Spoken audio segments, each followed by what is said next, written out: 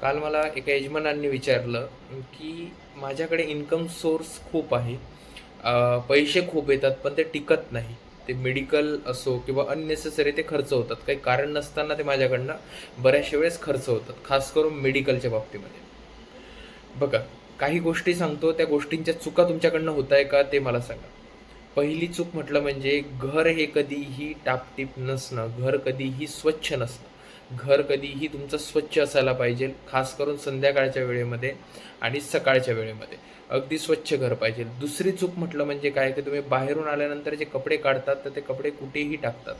तसं करू नका. कपडे कधीही तुमचे व्यवस्थिशीर टांगलेले पाहिजे किंवा घडी करून ते कपाटात तरी गेली पाहिजे.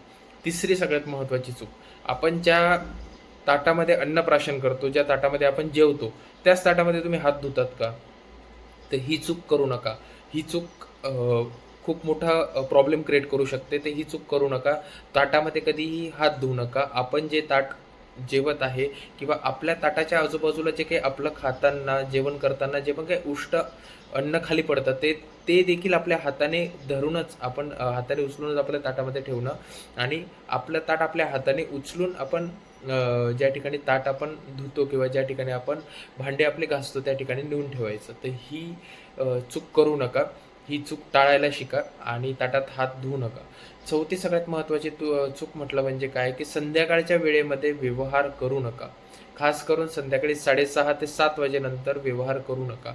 पाचवी सगळ्यात महत्त्वाची चूक, की व्यवहार करत असताना घराच्या उंबरठ्यावरती उभं राहून व्यवहार करू नका. तर ह्या काही छोट्या-छोट्या टिप्स आहेत. तर ह्या छोट्या-छोट्या टिप्स नक्की फॉलो करून बघा. नक्की तुम्हाला याचा सुंदर असा रिझल्ट पाहायला मिळेल. प्रसाद राजन्स, राजन्स ॲस्ट्रोलॉजी आणि न्यूमरोलॉजी. धन्यवाद.